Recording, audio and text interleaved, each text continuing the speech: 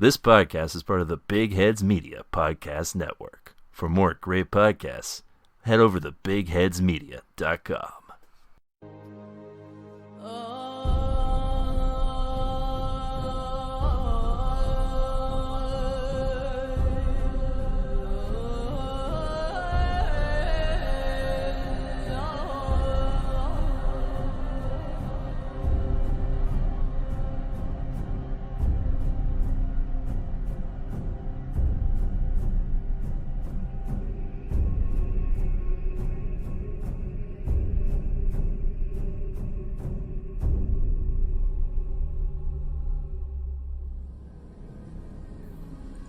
Hi there, folks, and welcome to The Snyder Cut, Part 2.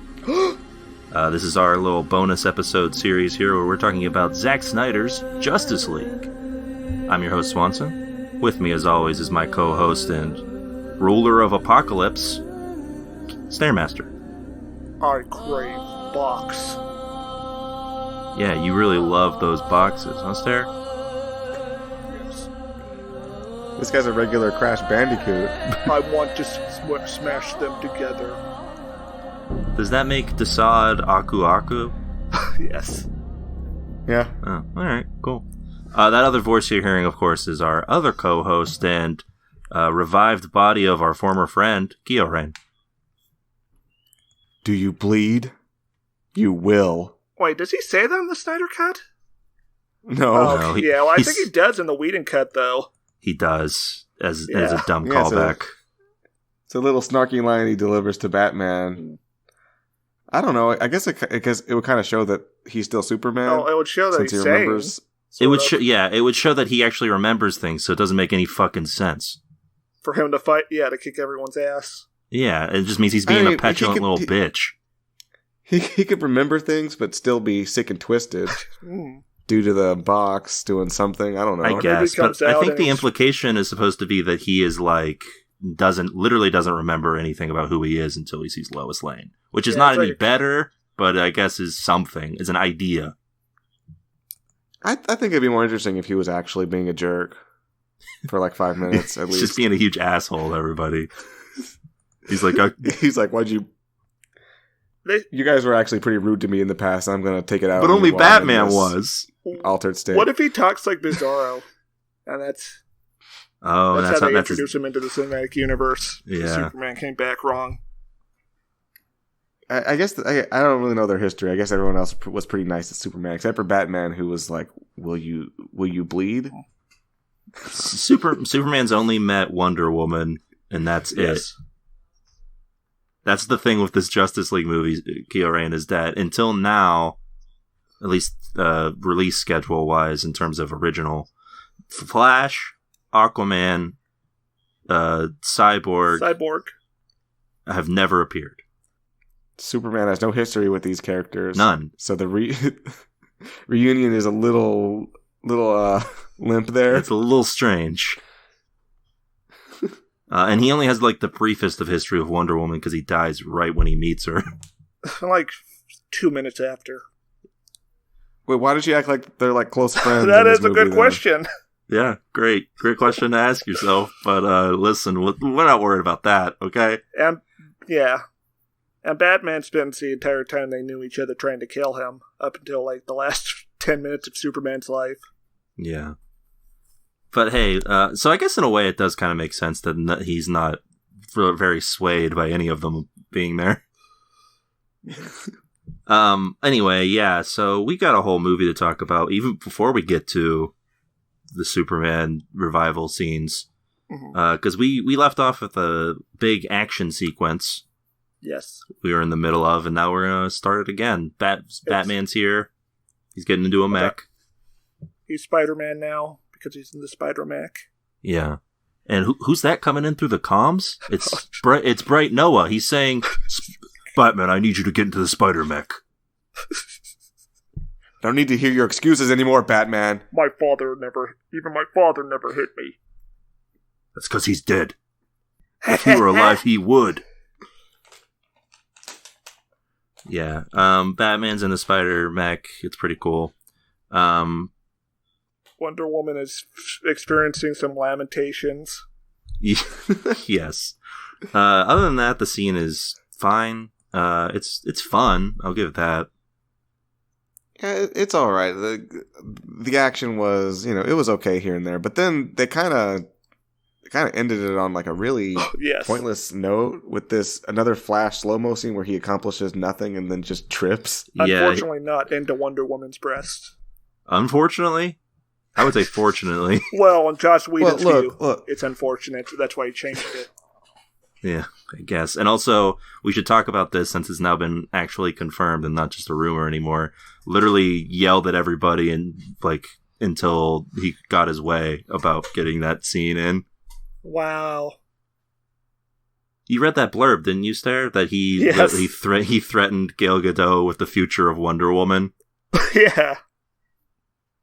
Fucked up. So, it's obviously terrible to just include a gratuitous scene like that in your movie, but I would argue that at least it had some kind of payoff compared to what we got in this. No, Wonder Woman got her sword. Everyone loves it when she has her sword. She didn't use it. Sword! She didn't use the sword. She was like desperately grasping for it, but as soon as she got it, the fight was already over. Sword! At that point, Steppenwolf was like, all right, I'm leaving now, bye. Yeah, because he has no reason to be there any longer. Yeah.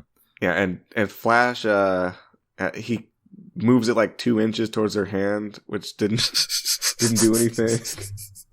Can Wonder Woman fly in this incarnation? Yeah, I'm pretty sure. Yeah, why did she need the Flash?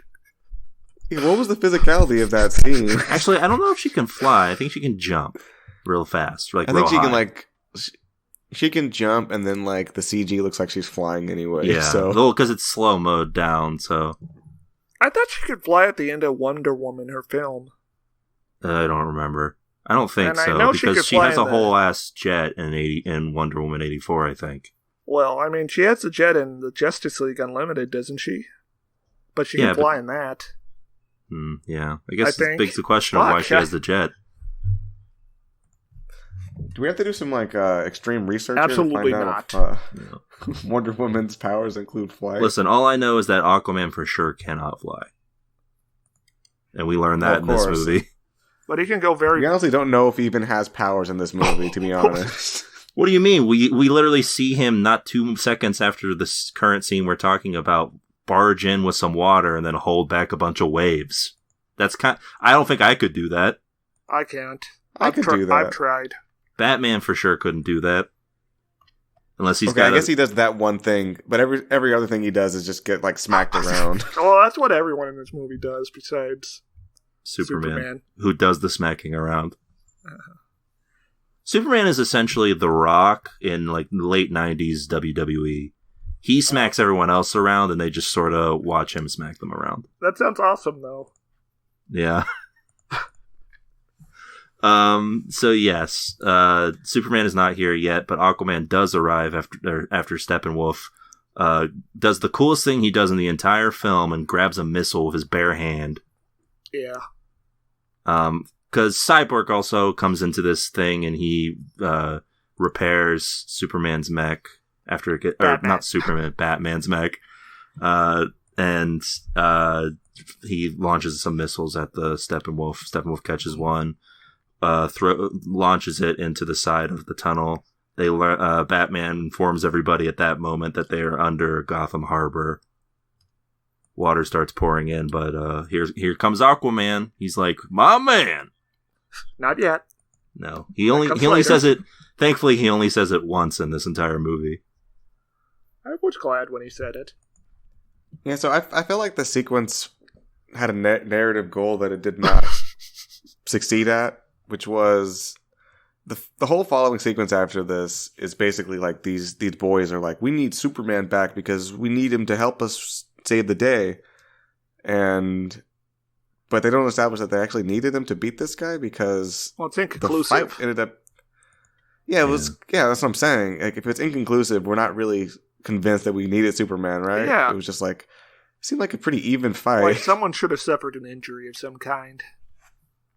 Right. I mean, I guess, I don't know. I think they might not have been able to kill Steppenwolf if it was just the four of them without Aquaman.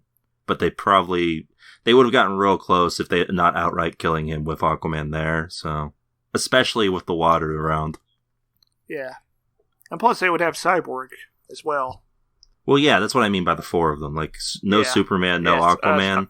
I'm clarifying for the audience. Cyborg maybe could do something to him, but I'm not sure. Steppenwolf's not like a robot. Well, Cyborg could just turn into a big laser and shoot Steppenwolf. They don't really establish, how these guys measure up too well, do they? No, the power-wise, I don't really get a feel for how they stack. That said, I feel like there's a definite reason why half of the Justice League is in the final battle separated from fighting Steppenwolf until the end. Yeah. Anyway, so I think maybe combined they could easily kill Steppenwolf. The four of them probably would have accomplished it. Maybe, I don't know. Probably. So we get Aquaman probably would have done a kill still. Yeah. So we get a father-son scene between Miles Dyson and Cyborg. Yes, where he's like, "You are hero now," and he's like, "More like robot. Beep boop bop. Initiate hero mode." And flies away. Yeah. And they're like, all right. Also, so they got this scene here where all this water's rushing in. Aquaman does his little cool thing where he's blocking the water for them to escape. They get in the Cyborg pilots the mech to get them out of where the water is. Mm-hmm. And then from the way it's edited, he just sort of leaves. Yeah. It looks like it looks like he's just like, all right, are you guys far enough up that you don't die? Okay, bye. Yeah, I've given up on this thing. That's where I wanted the cutoff point to be originally, but I fucked up. Yeah, where it looks like he just abandoned them to die. Yeah. Because it doesn't look like they made it out. Like, the water is still really close. Do you float? You will. When you're a corpse. So yes, cut to Steppenwolf is back. He's like, I must converse with Darkseid. I have information for him. Darkseid appears, and he's got a voice this time. Mm-hmm. Hey guy, it's me, Darkseid. How you doing? That was probably the original voice in Whedon's version. Gilbert Gottfried? Yeah, Gilbert Gottfried was doing the voice of Darkseid in the original Whedon cut. It's me, Darkseid! So yeah, they name dropped the anti-life equation, which is what Darkseid is searching for. Just a quick reminder, it's what it will make everybody his slave, essentially. It's mathematical proof that free will's built bullshit and Darkseid's the best. Yes. So Darkseid is here, he's talking. He doesn't say obey once, though, so bullshit. That's his whole thing. He doesn't get to say it once in the entire movie. What a fraud. Oh, we got gypped here. You're right, they should have made this movie even longer by giving him more things to say. Yeah, give me an extra, you know what, take an extra minute away from the Joker, and give me an extra minute so Darkseid can say obey. What if we combine the Joker and Darkseid? Yeah, have them both have a conversation together, sure. No, I mean, they're the same character. No, thank you. No. I don't need that. That'd be too scary. Yeah, that would. Listen, I've got a lot of thoughts on this version of the Joker, and I feel like Stare's not going to like any of them. Okay, I just want you guys to consider the possibility of Darkseid just vaguely threatening to blow up the moon and not following up on it. Like the Joker? Like, what do you mean, vaguely threatening? He could just do it. I know. But he says, I will explode the moon. Steppenwolf. Shadow the Hedgehog is a bitch-ass motherfucker who pissed on my wife. Find him and kill him. A better movie if Shadow the Hedgehog was here. This movie would be the exact same if you take out Aquaman and just replace him with Shadow the Hedgehog. Yes, pretty much. make William Dafoe Knuckles, but still William Dafoe. Yeah. Shadow, you gotta take up the trident. But he got red dreadlocks. Yeah, exactly. Treasure hunter hat. Instead of his shitty wig that he's wearing. Yes. Yeah, that'd be great. Just imagine the scene with Batman trying to talk to Shadow, and Shadow's just like, "Not interested, Batman." He just runs away. Why don't you go to hell, Batman? This is who I am. Do you grind? You will. Yeah, that'd be great. And then later when they're fighting all of the parademons, Shadow can just be like, "I'm the ultimate life form." Where's that damn fourth mother box? The Flash collects all the Chaos Emeralds and gives them to Shadow. Hey guys, what does Shadow the Hedgehog say when he goes to Taco Bell? I don't know. What does he say? Where's that damn fourth meal? Oh my god. All right. That's a good question. So is this the Lois Lane? Yes, I believe so. Let's just say it is. This is like chapter 5, all the King's Men, or all the King's Horses. I think we're skipping ahead a little bit, but this scene could be fit in literally anywhere, so. Yes, this scene was placed in there to make sure we know that we really need Superman back, like really bad. Like we need him now. In the Whedon cut, it's right after Wonder Woman sees the burning temple on television, which is like 10 minutes in. Yeah. Also, it's just Martha in the Whedon cut, right? No, it's Martha and Lois, but they're in a different location. That's what I mean. It is just Martha. Yes, it is Martha. Yeah. Yeah. So there's a whole different meaning to this. I still don't think this scene was needed. I think it kind of ruins the stinger at the end. I think the scene shouldn't have had a stinger. Yeah, or you know what? Yeah, I feel like maybe keep this scene and just get rid of the stinger. But then, I don't know. I guess it just feels disconnected because then Martian Manhunter does nothing. Spoilers, I guess. I don't know why I said spoilers. Martian Manhunter is here and he's just he's just watching everybody do things. Why? Yeah, why doesn't he help? Yeah, we need another. There's no reason for him not to help. This is literally the highest stakes there could be in a situation. And he doesn't give a reason to Batman why he didn't help earlier. Also, he doesn't give Batman didn't even ask. He also doesn't give a reason why he didn't help during Man of Steel when the Kryptonians are invading. Yeah, so Keo, you never watched those other movies. He was personally there for. The guy he turns into at the end is a sort of bit character in Man of Steel who is an army general? Something like that. He's a high-ranking... chief of staff or something. Yeah. So Martian Manhunter has been here observing Superman, watching him fight these, huge... Doomsday showed up in Batman v Superman, and Martian Manhunter was just like, oh, all right, cool. Yeah. Is he the ultimate neutral? Yeah, in BVS they actually do nuke Doomsday. Superman has to pull Doomsday in the path of the missile to make sure that it gets him. Yeah. And Martian Manhunter was like, wow, that's pretty shocking. Yes, the guy who's in charge of the U.S. military. Anyway, back to Minecraft. Yeah, so he has this scene with Martha where it feels like they're trying to pass the Bechdel test, but they're only talking about Superman exclusively. So well, it's okay because Superman's the Christ. Literally. So this is basically them talking about religion. But also one of them is Martian Manhunter, so I don't know. I guess. I think identifies as a man in this one. Well, his name is Manhunter. Yeah, he hunts men. I've never seen him hunt a man. Sure. I think that's just describing its gender. No, Martian Manhunter is typically portrayed as a man because when he was created in the comics, the idea of anything besides two genders was wild. And also he has a girlfriend. A human girlfriend. Oh, of course. Yeah, I forgot about that part. Yeah, Martian Manhunter's lore is very strange.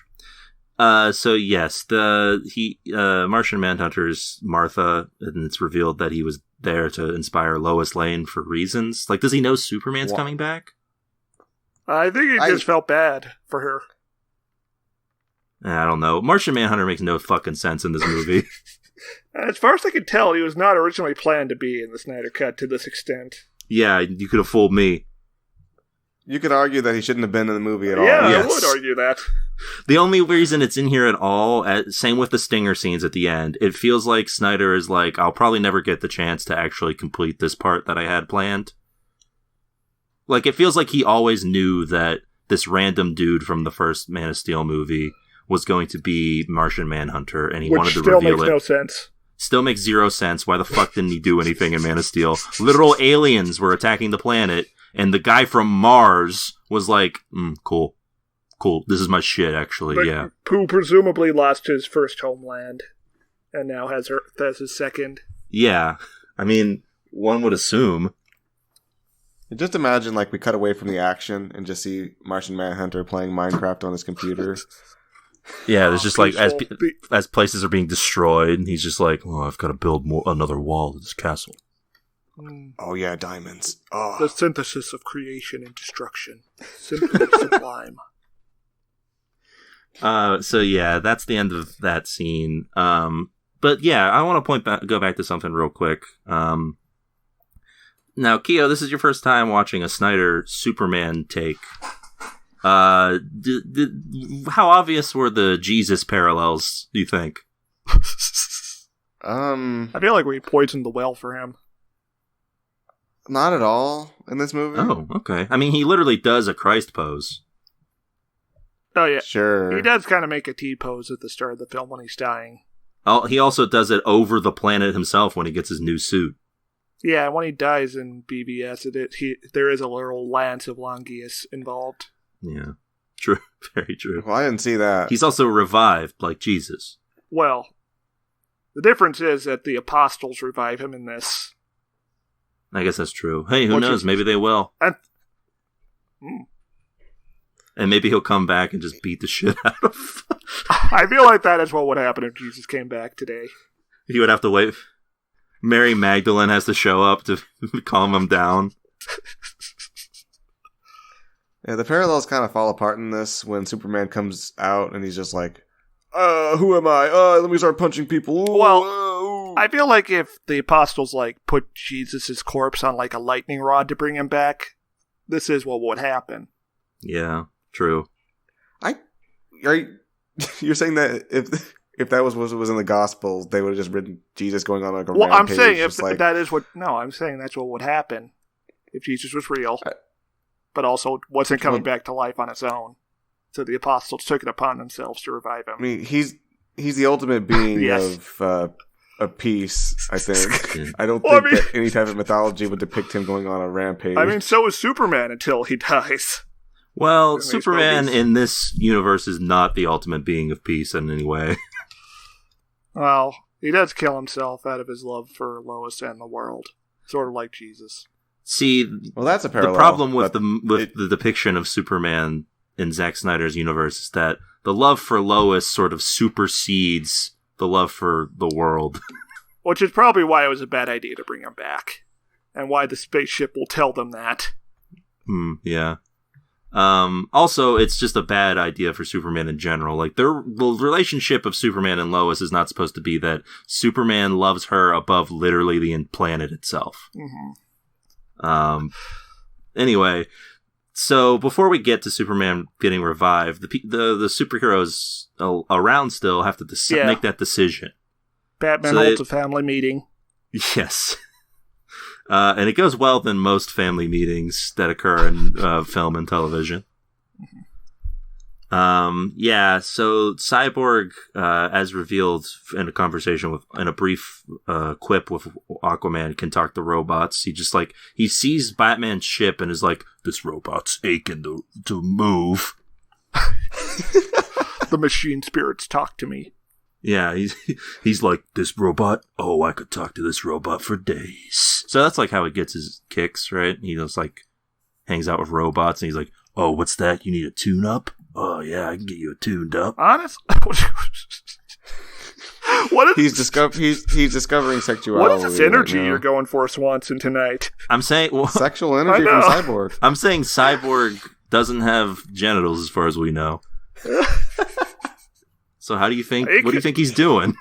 Well, considering he can morph, he probably could have genitals if he had the need. I guess we only see him morph his arms, so I guess we don't know what else he can morph. And he probably could build himself a woman if he needed to. Oh, dangerous territory. We've seen how that goes in Bleach. Well, the guy who does it is dangerous. As far as we can tell, the woman is. Well, Cyborg is also very dangerous if he gets the wrong ideas. Yes. I think that building a woman is a very dangerous task, only suited for the most Christ-like among us. Like God. Yeah, Superman could build a woman. Well, he could before he died. Yeah, true. And he's still dead at this very moment in the film. So yeah, Bruce is like, you know what we need to do? We need to build Superman. Before we even get to that, we get Cyborg. We get the full origin of Cyborg, right? Probably. Yeah, we do. And it makes... Yeah, this was... Yeah. Go ahead, Swanson. It makes what? It makes sense why he's pissed off at his dad.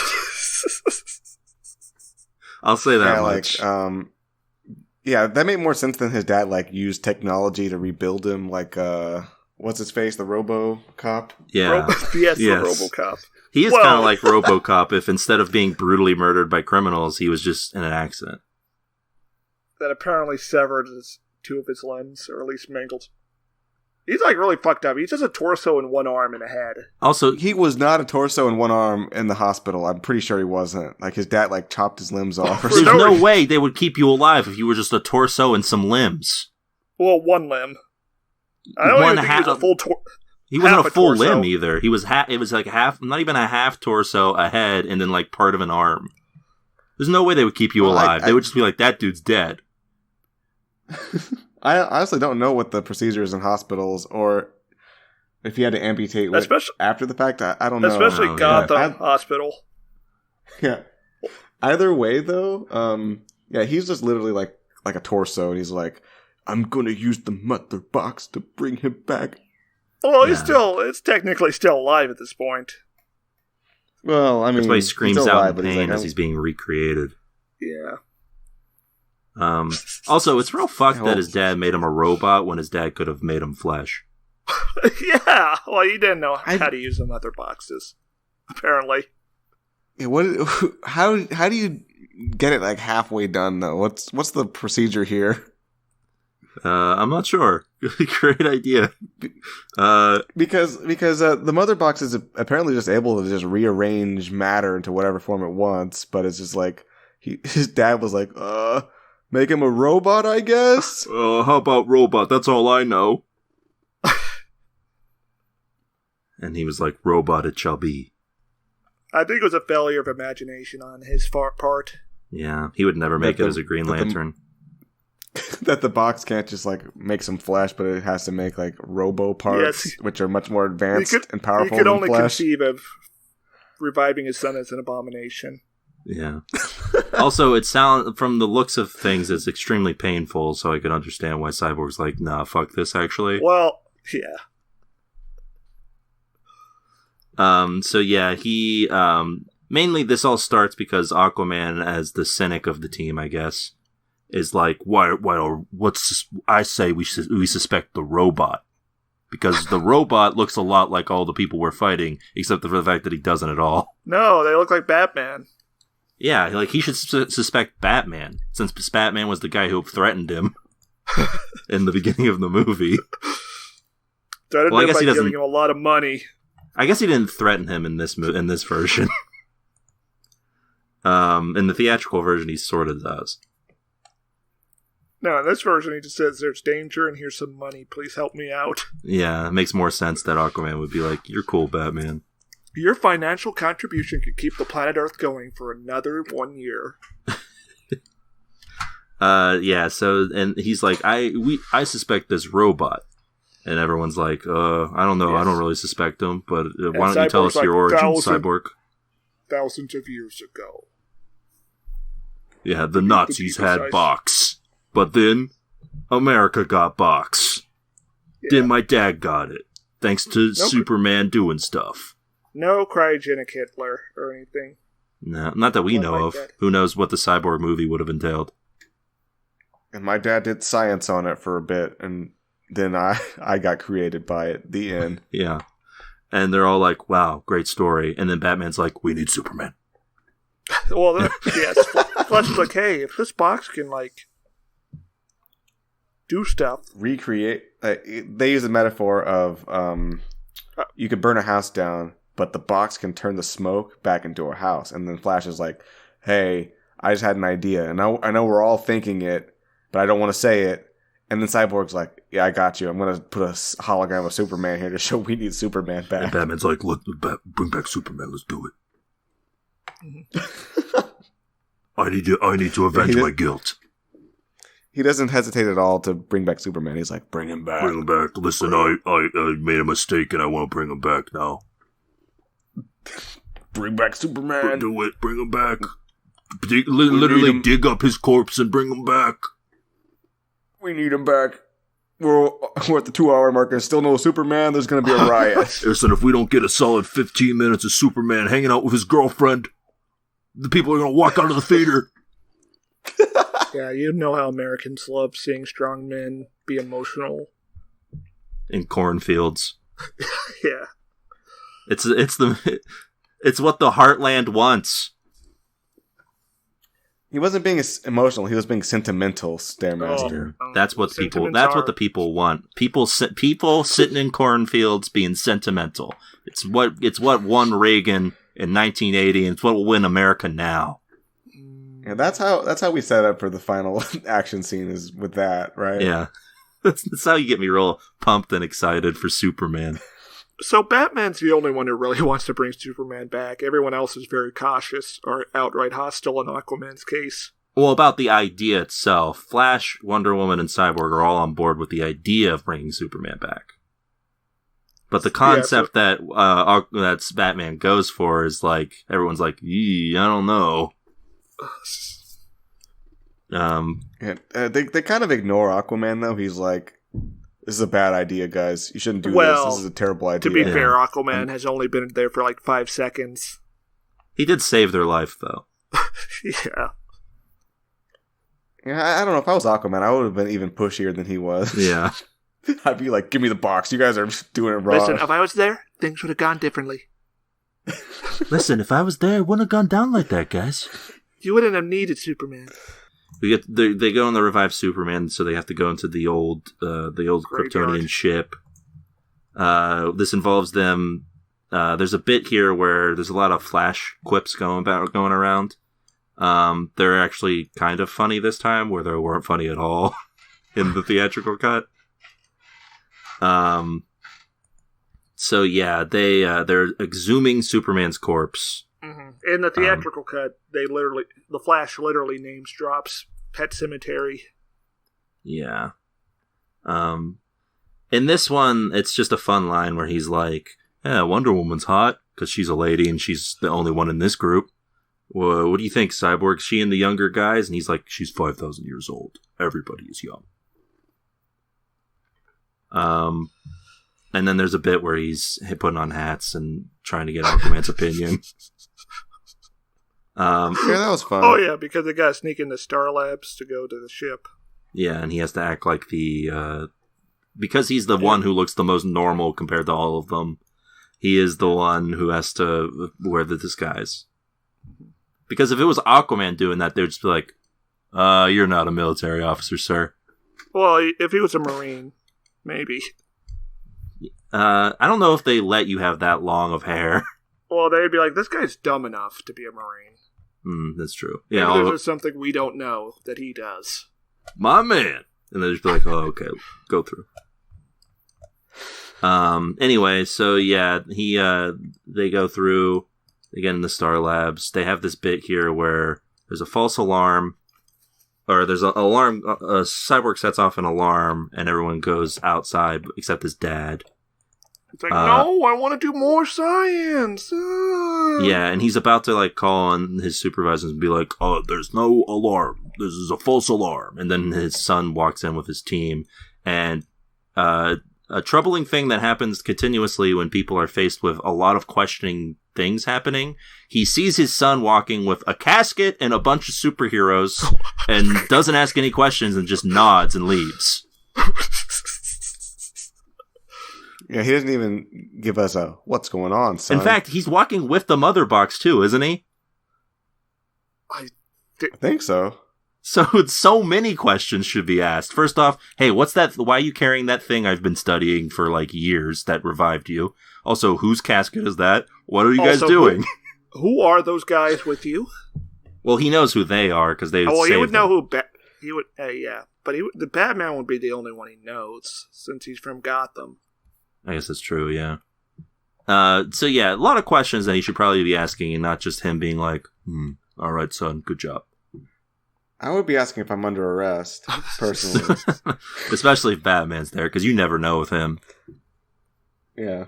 So yeah, they go into the Kryptonian ship, and they find this little like vat of just like gross liquid, gross goop, and they're all just like, this is crazy, this is insane, let's do it. One thing I've always appreciated about Zack Snyder's Man of Steel is how everything Kryptonian feels like it came out of the Alien films. I've seen theories that Krypton in Snyder's universe is supposed to be like a parallel to Apocalypse, like they're both kind of stagnant societies. Oh, interesting.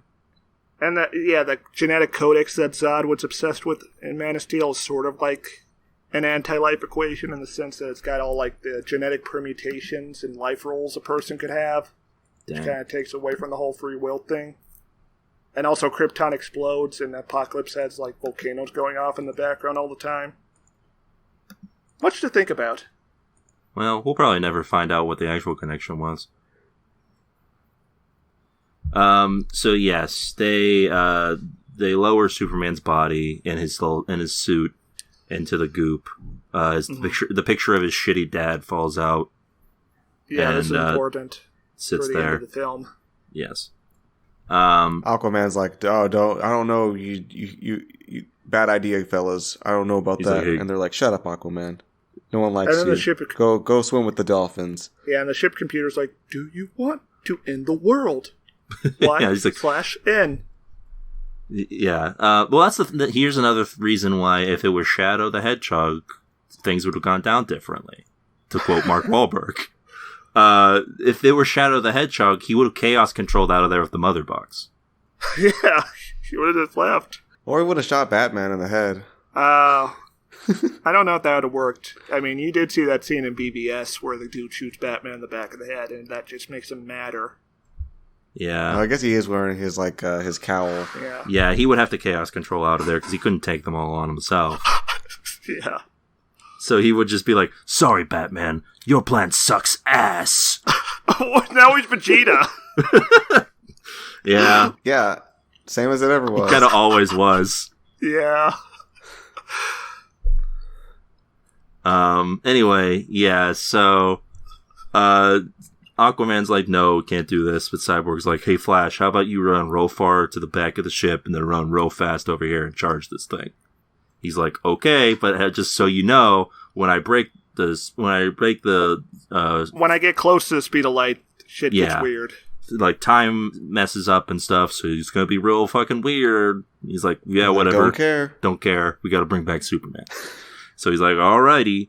So he goes and gets ready, and for a second I thought this flashback was something this flash forward, I guess, the future version that they're seeing, was something that Flash was seeing, but it's actually Cyborg who was witnessing this, right? Yes, the ship shows him a future of what will happen if they revive Superman, which entails Darkseid just completely conquering the Earth. Which is fucked up that Cyborg sees this and is like, nah, I don't need to share. Like, yeah, we get to see Darkseid just mowing down all of Atlantis with his Omega beams. Yeah, Superman holding a head in his hand. If I have a vision of 3 of the 5 people I'm hanging out with dead, and then the guy I just planned on reviving as an evil dude with red eye, I guess 2 of the 3 people. 2 of the people I'm hanging out with dead, and then just like the guy I'm trying to revive around with like red eyes. I'm probably going to tell some people. Maybe the people I'm hanging out with, even. Well, hold on. Doesn't Cyborg say stop, but Flash mishears it or something? He says no, and Flash says, huh? You mean go? And he goes. Yes. How tragic. Yeah. But he doesn't say anything afterwards. Afterwards, Well, I would be like... He's just like, Well, I can't say anything because the Flash is moving at the speed of light. But I mean, any time afterwards. He'd have been like, yeah, guys, I don't know if this is Relevant? going to be chill with you guys, but I saw a vision, and it was pretty bad. Yeah, Well, like, doesn't the I ship get- say out loud that the future has now become The present. reality?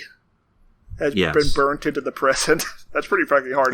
Yeah, it's pretty grim, and Batman's just like, do it. I don't But care. that's the do it. thing. No one else other than Cyborg knows what that future even means until What? Batman gets his little dream. Well, Batman also has a dream in BVS. which But is he doesn't very know similar. that's the future. It's just a weird dream he's having. Yeah, but then he wakes up and has a dream within a dream where the Flash visits him, Yeah, I guess which he it's brings true. up later in this film. But here's the thing. There's moments... You can't even really argue... Because, yeah, sure, he wasn't going to tell them right away because Superman's on the attack immediately after this scene. But there's, like, all that downtime where they're waiting for the ship and, like, getting ready to go take down Steppenwolf. During that time, he's not going to be like, okay, just so everyone knows, the future looks pretty shitty, and we all need to try and stop it, so let me tell you. Maybe he forgot. Nope, no time. Maybe he forgot just because things happen so quickly. I guess it's possible. Yeah, he forgot with his robo brain that forgets things. Yeah, It well, was too scary, so he deleted it. Yeah, he deleted it from the hard drive of his brain. Yeah, he had some torrents going. Had to clear some space. I'm currently touring every season of Friends. I'll be damned if Peacock gets my money. Anyway, I that guess vision's it's HBO cool. Max. Yeah, it is a cool vision. Wonder Woman is like being given a funeral pyre. Yeah, she's on like a funeral pyre, is I think what you call Yeah. it. Yes. Darkseid is literally stabbed Aquaman with his own trident. Brutal. Well, yeah. Superman is holding Batman's head? Helmet. Yeah, that's his helmet. I thought it was his head. Well, because Batman is alive in the vision, as we learn. Well, yeah. oh, You get two separate So- visions. The one so he didn't kill him. He just got his hat. he's got the He's in the carrying it around. in the BVS vision, Superman is probably going to kill Batman moments after that vision ends. And Yeah. Justice League 1, Superman is probably about to kill Batman moments after that vision ends, but in a different place. Yeah, I guess that's true. Maybe it is his head. Who knows? Anyway, Superman's like evil and stuff.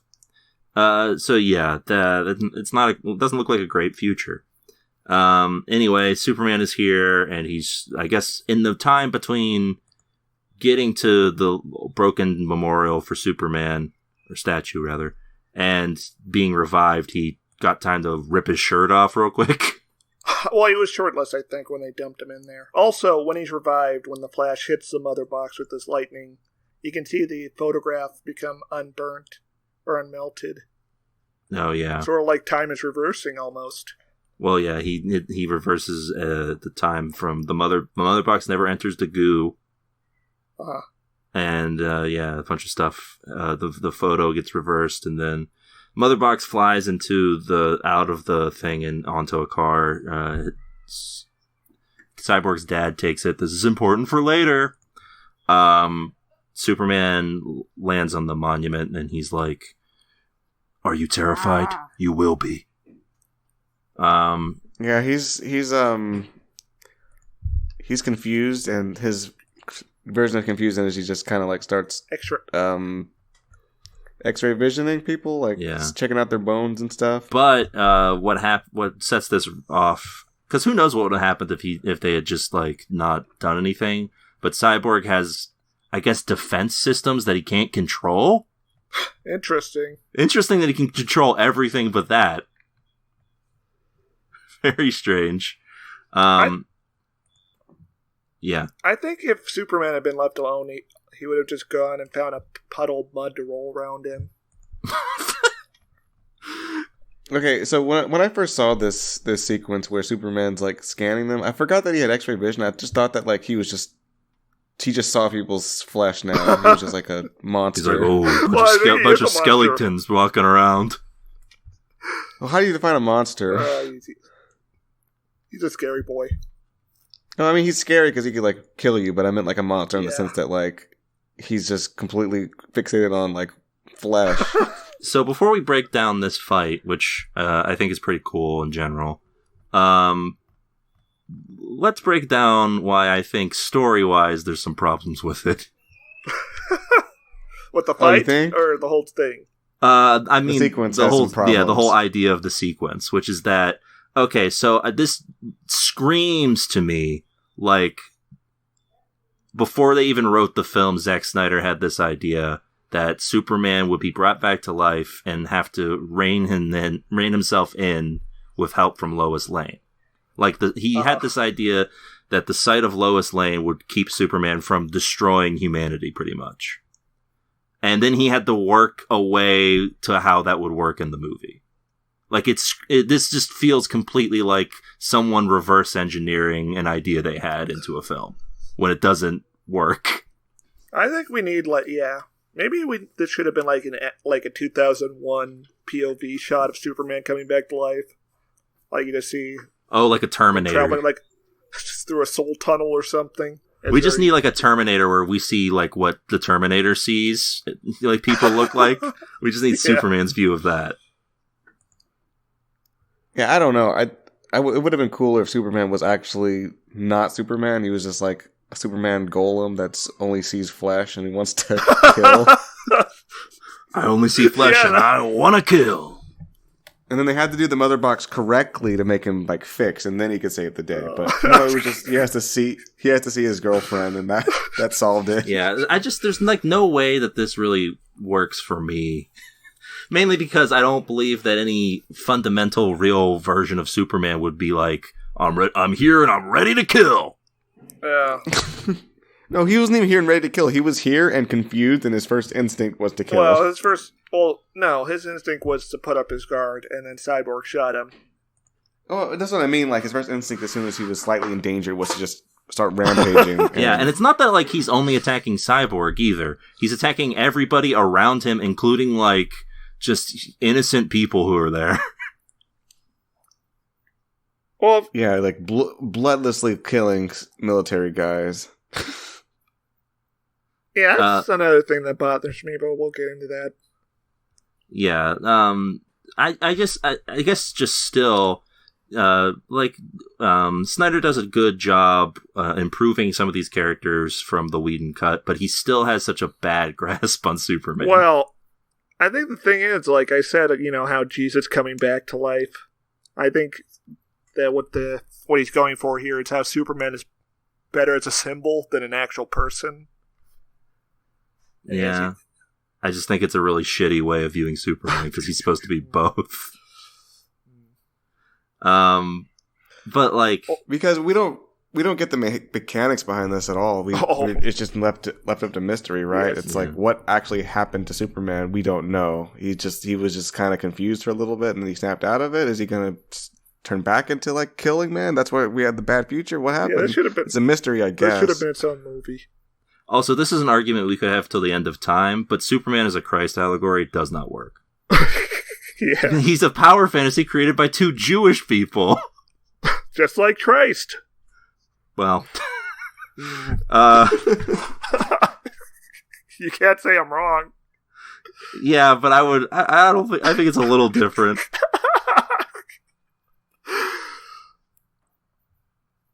I also, there's probably more than two. 4. Superman is the ultimate emissary of peace. Yes. Yeah. Just like Christ is. Yeah, I can't wait till like thousands of years from now for where everything's been so bastardized that people now worship Superman. Well, yeah, they think that they're the same person. Yeah, they think Jesus, like they think the devil is Lex Luthor. Yeah, they just think that DC Comics are a later version of the Bible. Yeah, exactly. So yes. Superman is going around. The best part of this scene, so he's fighting all these people off. He's doing a real good job because he's Superman.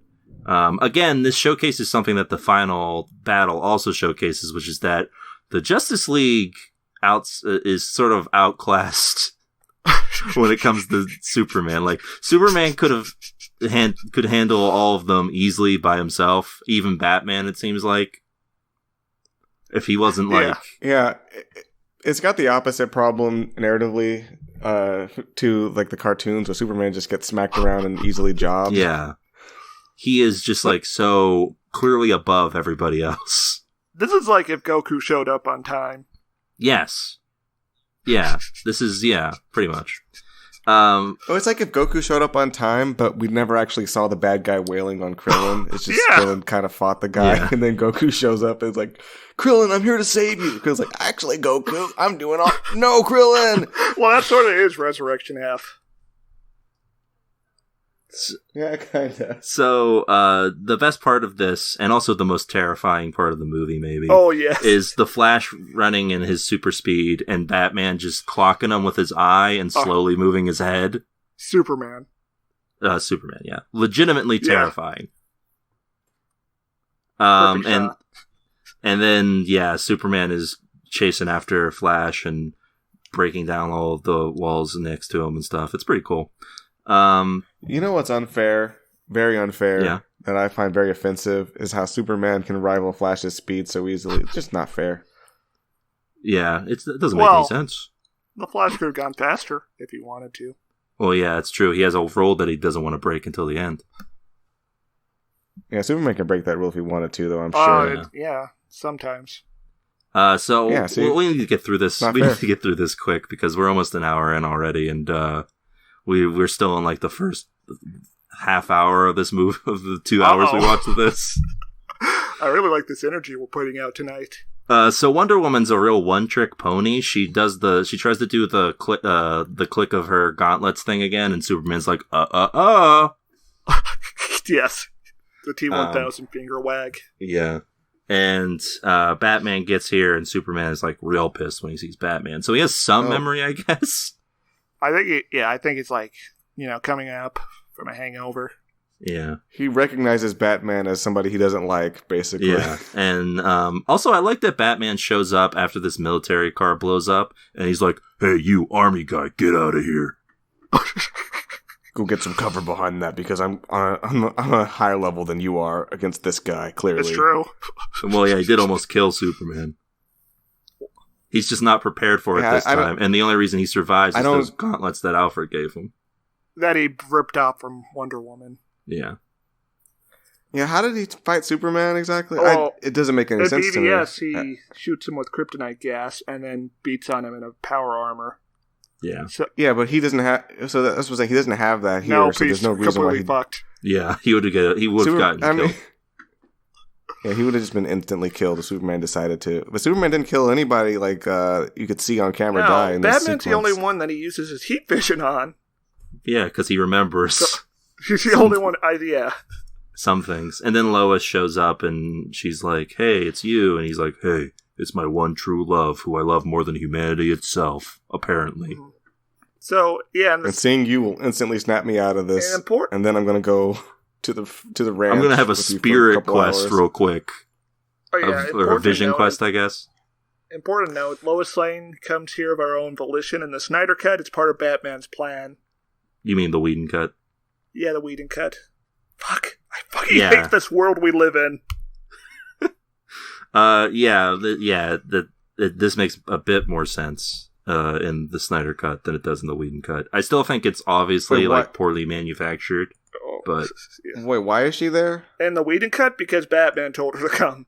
Yeah. Why is she there in this cut? How'd she know to be there? Because she always visits the memorial.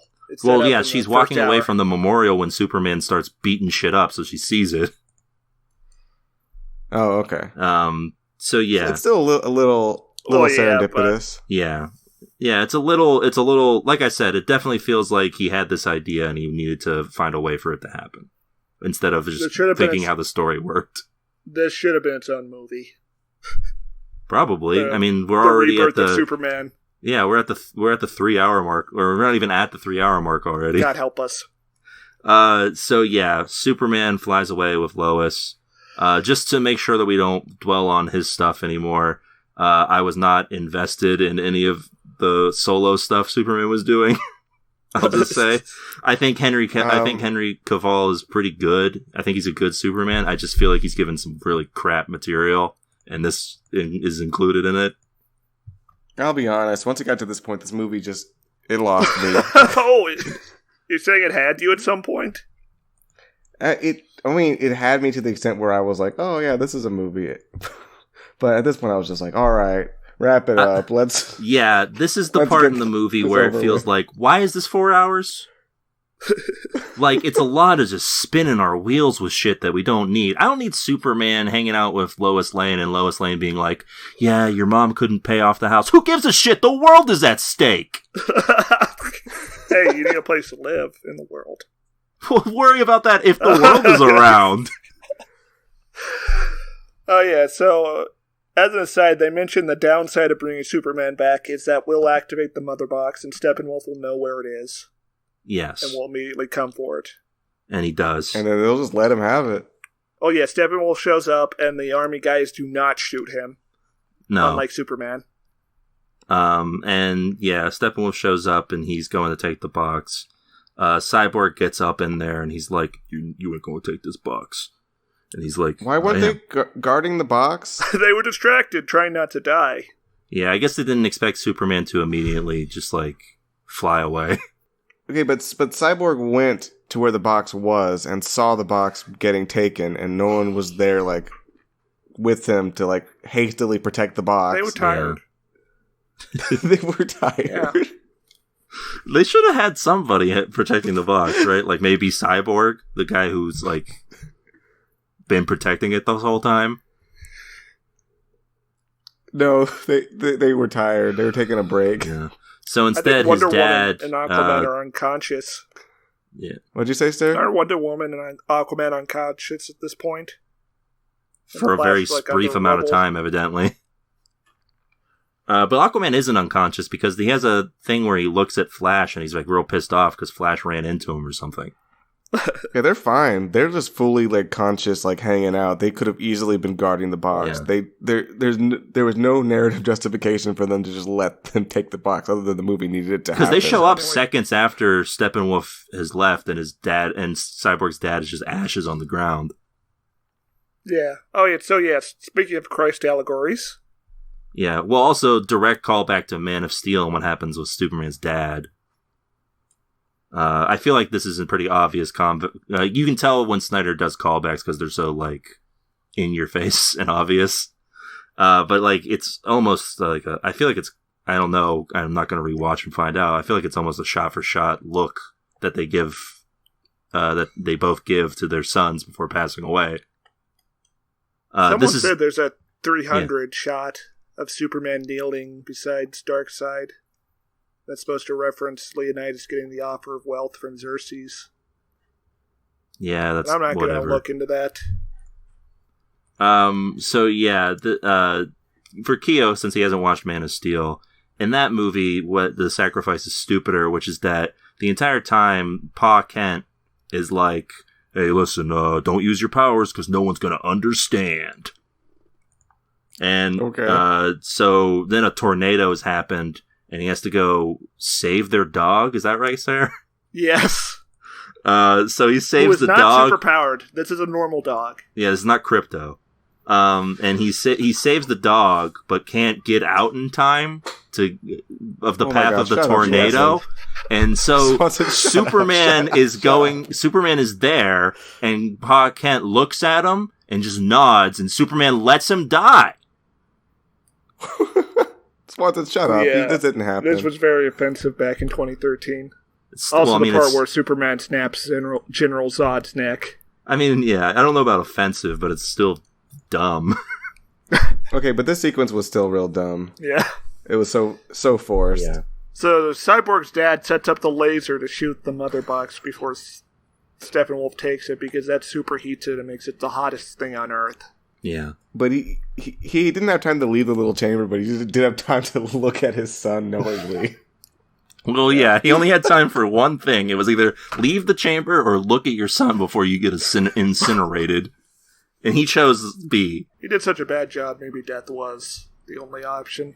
Yeah, well, yeah, much like Pa Kent. He instilled all of the wrong lessons.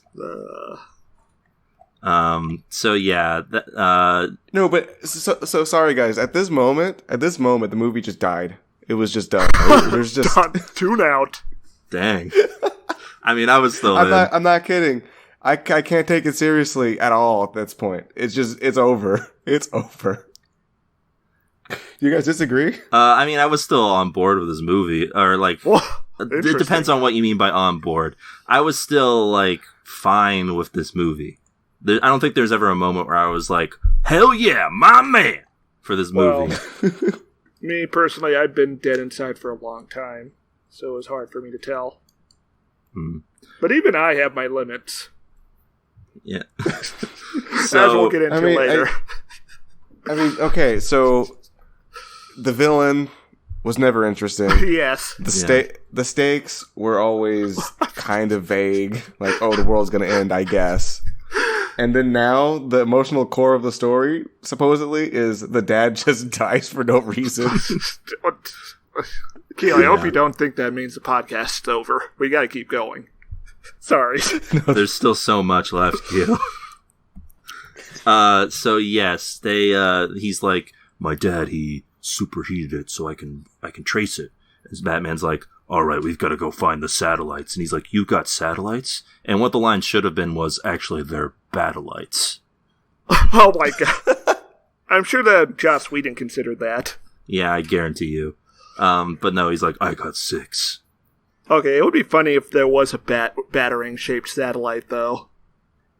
I mean, that's what it should cut to, right? Is that there's just a bunch of bats. No, that would be too much fun for this like movie. the cross-shaped funeral colony in Double Zeta Gundam.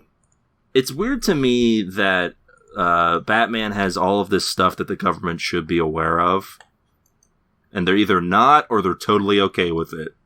I think Suicide Squad implies that Amanda Waller literally talks to Bruce Wayne about the Justice League, and she clearly knows who he is. Yeah, I guess everybody just fucking knows who Bruce Wayne's identity is in this. Because Martian Manhunter also seems to know. So yeah. And I think it's implied that Luke Perry, Superman's boss, or Clark Kent's boss, also knows he's Superman. Luke Perry is an actor. Do you mean Perry White? Yeah, played by Lawrence Fishburne. Yeah, who does literally nothing in any of these movies. Imagine casting Lawrence Fishburne to just sit there and look like concerned. Okay, but what if they revealed he was also Morpheus from Sandman? Alright, well that's cool, I guess. That'd be fun. After he has a conversation with Lois Lane. Yes. Yeah. So yeah, they have to... we didn't talk about the Whedon version of the Lois Martha scene. Oh god. The worst. Where instead of just talking about how depressed she is, Martha's talking about online dating. Yeah, it's... This is a real women talking scene. Yeah. If you had told me that the entirety of the scene was Joss Whedon typing over and over again, women be talking... So yeah, in the Whedon version, Lois Lane has not quit her job at the Daily Planet. No. She's just doing puff pieces about the mayor's dog or something. Yeah, because I guess it's super easy work. And Martha's talking about how she needs to get in the dating game again, and that men are very thirsty, or women are thirsty. Yeah, but whatever. And then this Asian guy walks in and is like, "Hey, can I get your contact for this news story?" And Lois Lane is like, "Oh, I'll see if she's okay with that." And the intern's like, "A she? A lady exists in my world? There's already 2 ladies in this room. How many could there be?" Also, the scene does open with a newscast of a lady swearing about aliens abducting her husband. And the joke is she uses profanity on television. Yeah, very funny. Very original humor. Much jokes. Yeah. So, Yeah, it's awful, just like most of the things in the movie. It's probably like I did just watch it, so I can recency biased and all that, but it might be the worst scene in the movie. Yeah. I think the worst line of dialogue is still coming up. But we'll get to that. Yeah. If I remember to bring it up. So yes. They're gonna go track the thing. Alfred gets a lot of screen time in this, actually. Well, yeah, apparently for the reshoots, Alfred's actor, Jeremy Irons, told Joss Whedon all of his ideas were bullshit and he wasn't going to do any of the lines he gave him. Yeah, so that's why he has way less in that version. There was a lot of like him being like, yeah, you know what? This all sucks. And also apparently Affleck himself had such a like... Batman. Batman, Ben Affleck, had such a shitty time under Joss Whedon that he was like ready to get the entire cast to revolt against his production. Oh, fuck yeah, that would have been awesome. Yeah, I guess for whatever reason it didn't happen, but... So yeah, Alfred has like a scene with like every superhero in this movie. But there's a bit here where they're going to repair his ship and get it going, and they're going to fly over to the thing for the final confrontation. So then we get a bunch of just filler, pretty much. Like, this is just like 15 minutes of filler where Superman is doing his thing and they're getting ready to go for the battle, and Batman's like, I have faith that Superman will show up. Yeah, because he's Jesus. Yeah, and Superman gets a new suit and has a conversation with his dead dads. I guess he hears his dead dads converse to him. And then we get ready for the final battle. I think the Superman scene would have worked if it had happened closer to him showing up at the final battle. Yeah. It's just so spread out. We also don't need him coming back and talking to Alfred. Yes. Yeah. Just a superfluous scene.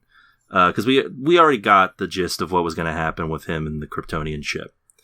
So yeah, they get there and they have a plan of action, which is that Flash and Cyborg are gonna Cyborg is gonna get into the mother boxes, and Flash is gonna give him the jolt he needs to get in there and separate them before the unity can happen. And Batman's gonna like blow up the dome so they can get in. Yeah, and then then Wonder Woman and Aquaman are just gonna beat the shit out of Steppenwolf is the plan, I guess. Also, this version does not have Batman's death drive that the Whedon cut does. Oh, yes. Yeah, for good reason. Oh, also in the Whedon cut, there is a subplot about a Russian family living right outside the dome and being harassed by bugs. Shut up.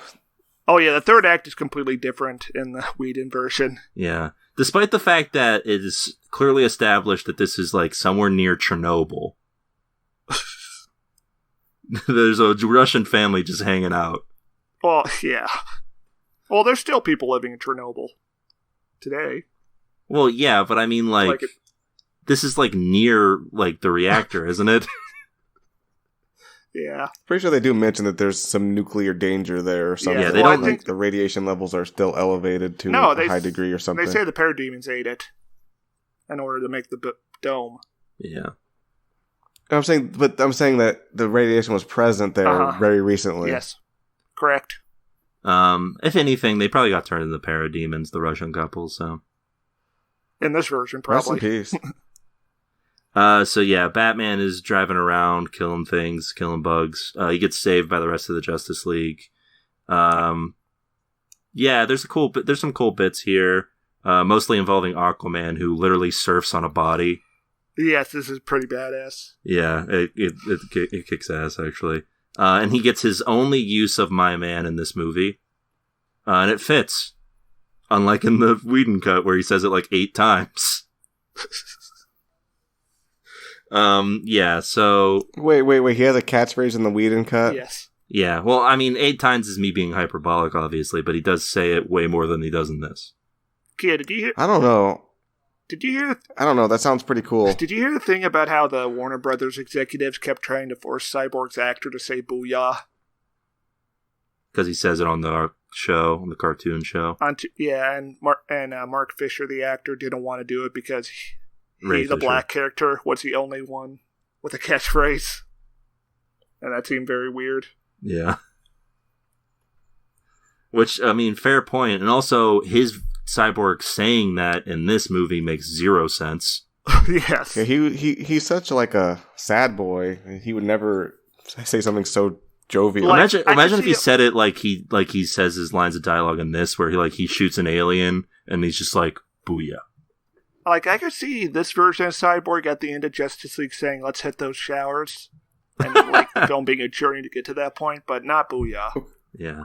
Okay, here's what you could have done. Here's what you could have done with this. You could have had him, like, you could have shown him being like a footballer, and, like, he gets a touchdown, and he says, booyah, like, he's real happy about In that. slow motion. Yeah. Yeah, so, and then, like, you know, that happy athlete Cyborg is dead until later on when he gets to Triumphant Moment, then he says it again, but this time he says, booyah. Yeah. Yeah, maybe there's like a scene after they beat the bad guy when Cyborg's like standing on a building and he decides to fly away. It's like booyah, because he's just going to be an exciting superhero now. The problem is that it just feels too much like trying to cram in a popular catchphrase. Sort of like in the last Fantastic Four reboot, where they had to figure out how Thing was going to say his clobbering time, so they made it part of his traumatic parental abuse backstory. That's what his dad said? It was something like that. Oh my... That is the darkest thing I've ever heard. I don't think it was something his dad said. I'm pretty sure it was like the gang of street toughs that he used to hang out with would say it. But it still was so bad. Shiki Tomino's version of the Fantastic Four. Just having a dad say that. What they should have done with Cyborg, though, is just, you know, they copy the Avengers a good bit in sort of some story beats. Give me a 3-movie arc where they keep teasing that Cyborg is going to say booyah.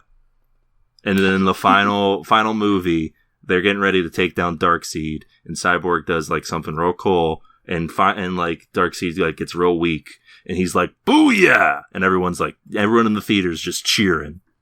Yes. Oh, yeah, I would cheer. Also, make him smile more. We don't need an angry black man at the helm That's here. right. Are you the CEO of Warner Brothers, Keo? Well, I didn't want to reveal it this way. Well. I think Joss Whedon also said that he was concerned about that. Yes. Which is why Cyborg's backstory got cut out of this Whedon cut. Mm-hmm. Yeah, it's awful. There's like, yeah, it stinks. Joss Whedon's a shitty person, and so is everybody in charge of WB. Anyway, so yeah, this action scene's happening here. They get up close and personal with Steppenwolf while Batman's going around killing the rest of the parademons. Wonder Woman and Aquaman are just getting their ass kicked for a good part of this. Which it would have been good to see this earlier in the film, you know, to establish that they need Superman. Yeah. Yeah, that's what I was saying. Yeah. But they get their butts kicked. Cyborg gets close to the box a couple times, but Steppenwolf's like, Wonder Woman breaks down the bridge that they're on. They battle Steppenwolf below where the bridge was. Cyborg connects to the Unity, and then Steppenwolf walks back up and is like ready to kill him, and that's when Superman appears. And Superman just, like, he could have taken down Steppenwolf by himself. He didn't need to do all this. Yeah, Superman's literally no-sells the axe and says, not impressed. Yeah, which is also very cool. And the Whedon cut, he interrupts during Wonder Woman's fight with Steppenwolf and literally says, is this fellow bothering you? Yeah. Oh my god. Yeah, it sucks. It's awful. It's garbage. So yeah, Superman here, it's way cooler. Mainly just because "not impressed" is a much better line. And also, because immediately after he said, even if the line wasn't cool, immediately afterwards, he literally shatters his hammer after freezing it. Well, he breathes on it, yeah. And Not then even just, like a... Yeah, he breathes on it and then just like flicks it and it breaks. And then brutal. he's just ping-ponging Steppenwolf around, and then throws him back down and lasers his horn off. For no reason. No, he's just like torturing him. He's just being an asshole. And then he's just beating the shit out of Steppenwolf. And like the only reason that Superman couldn't have done this entire thing alone is that there was no way he could have separated, as far as we know anyway, there's no way that he could have separated the mother boxes. He could have just got there a little bit sooner. Yeah, exactly. Yes. Like, and also, of course, the pesky problem of him being dead, which also was still Batman's fault. And so this is where the parademons managed to somehow shoot the Flash. Oh, I was gonna say though, Superman was wailing on him like he had personally slighted him or something, right? Yeah, he was wailing on him like he was Batman. He didn't come back right. He's more man than super now. I guess that's what... Was that deliberate, or do you think it's just they didn't know what they were doing? No, it's just how Zack Snyder sees him, because that's how he always fights.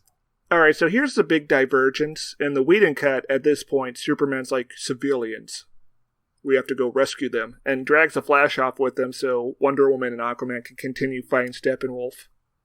And we get the scene of them rescuing civilians. The Flash pushes a car really fast. Superman carries an entire apartment building. Yeah. Also, does the Speed Force even come up at all in the movie? No, not in the Whedon cut. Yeah. What happens here, Keo, if you're not familiar with Flash lore, is... I guess they do it in the cartoon. Well, I'll explain what happens in the movie we watched today. Yes. First. So Flash goes so fast that he breaks the... he doesn't do it yet, right? He gets shot. He gets shot, and then Cyborg's like, I can't hold on, and then the Unity forms, and everyone dies. Yeah, he gets shot by the luckiest parademon of all time. This is like if a stormtrooper had managed to, like, shoot Han Solo. Which they did in Return of the Jedi. That's what I mean. This is like the luckiest stormtrooper. Like, he's the luckiest parademon of all time. Like, yes. So yeah, he manages to hit the Flash. Flash is pretty wounded. Probably would die if time didn't flash back. But he had super fast healing. Well, yeah, I mean, sort of. He has time. He has the ability to reverse time. No, he also has the ability to heal fast. I mean, is that how fast healing works? Like, if you're mortally wounded, you can heal past it, or how's it go? It depends on the time. I guess it depends on how fast he wants to go, but yeah, he can. Of course, there's also the danger with how Barry Allen actually died for the first time in the comics, which is that if he goes he can go so fast that he'll literally disintegrate. I thought that was going to happen here, where he gives a death speech, but then he's fine. No, it wouldn't. No, it wouldn't happen here. They would save that for Justice League 3.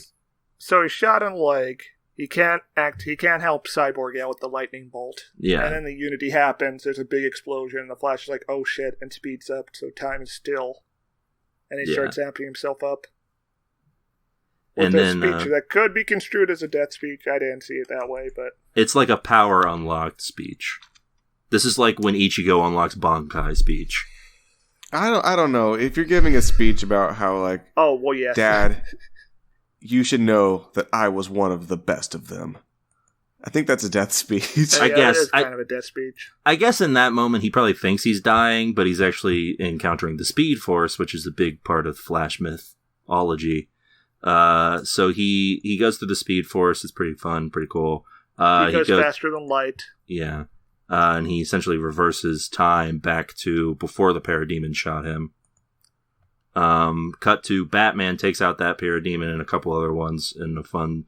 there's a lot of shots in this final battle. I think at least 3 that I counted, where something is murdered and then blood gets splattered on the camera. Real gnarly. By Batman. Yeah, well, Aquaman also does it when he stabs the body that he surfs on. Blood splashes onto the camera. Anyway, so yeah, Flash saves everybody. Cyborg goes into the Unity, where his mom and dad are there, and his mom utters the best line in the movie. She says, "Come to me, my broken boy."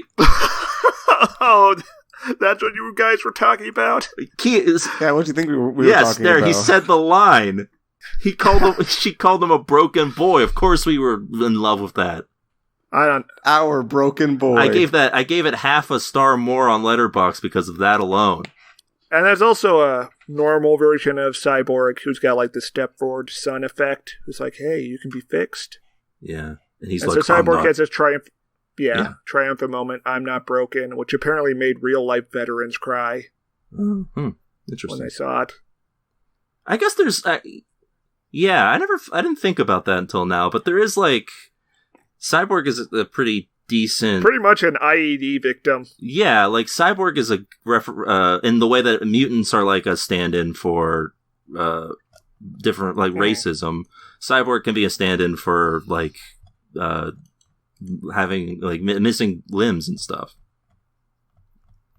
Yeah, that's not a bad take on it. Yeah, Did you I guess, feel like, emotional during the scene? No. Emotional? I was laughing. I was laughing at the broken boy. The line, not the broken boy, because Cyborg is not broken, as he learns. Like, I guess you could say there's an arc here about Cyborg going through sort of the typical what you've heard people who like lose limbs or have traumatic experiences with losing body parts go through in terms of recovery, where he feels less than human. He's definitely the emotional core of this movie, and they just had to make the dad die for like no reason. Yeah, perhaps in like a better scripted film, or maybe like one with a director who was more focused on character work than like experience. Maybe that Cyborg theme would have felt more applicable, but here it's more something that I feel like I'm adding to the movie than the movie itself is doing. Couldn't they have just had Steppenwolf kill the dad himself? Probably. Yeah. So in this version, in this Whedon cut, this scene does not happen at all. Yeah. They just pry the box open, and then Superman beats up Steppenwolf some more, and Steppenwolf gets scared, and the parademons eat him. Yeah. It sucks. No one gets a cool moment of killing Steppenwolf either.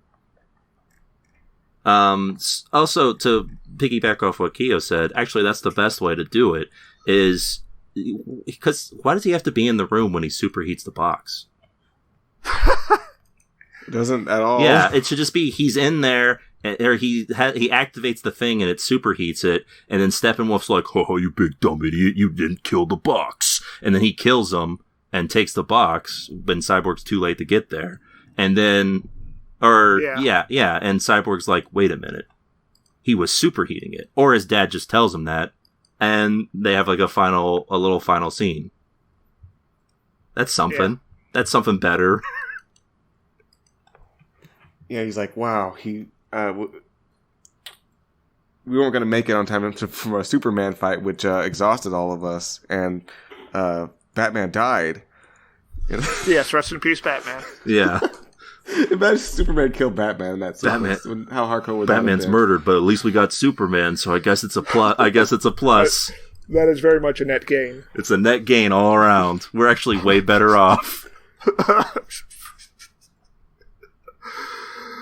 We just need to find someone to carry Flash and Aquaman, and we're good. While we fly to the bad guy. So yeah, Superman tears the boxes apart after Cyborg does his thing, and a portal opens, and Steppenwolf's like, "Ah!" and opens up a portal. Yeah, to Darkseid. And Superman punches baby man. Yeah, and Superman punches Steppenwolf into the portal.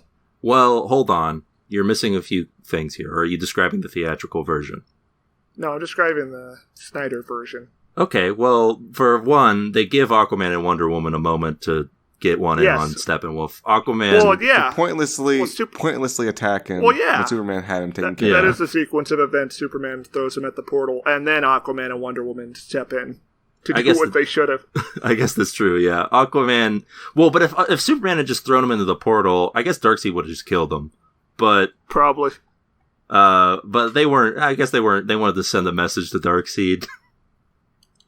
So, yeah, Aquaman stabs Steppenwolf, and Wonder Woman just decapitates him midair. Yeah, it's very tastefully censored decapitation we got here. Yeah, and then Darkseid Darkseid sees his head fall and like steps on it, but doesn't.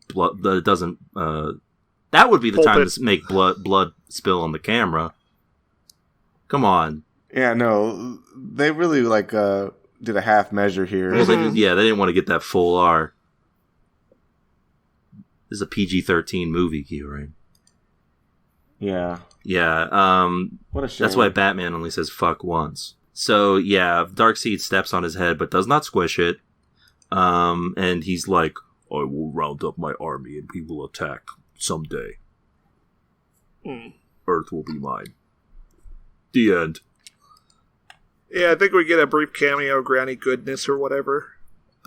Is that who the... Alright, what if he squashes his head and then it's like everyone sees it and they're like, "Whoa, can we get a remix?"